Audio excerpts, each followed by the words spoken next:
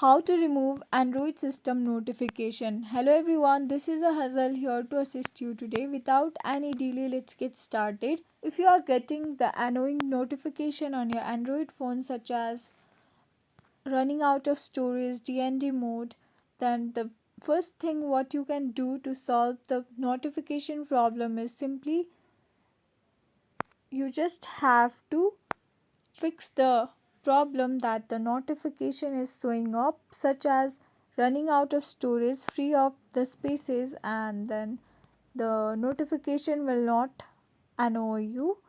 And similarly, DND mode, you can simply turn off the DND mode to fix the notification problem. And if not, the other way what you can do is tap on the settings and then go to the notification, and here you can simply toggle off the individual application notification from here, and this won't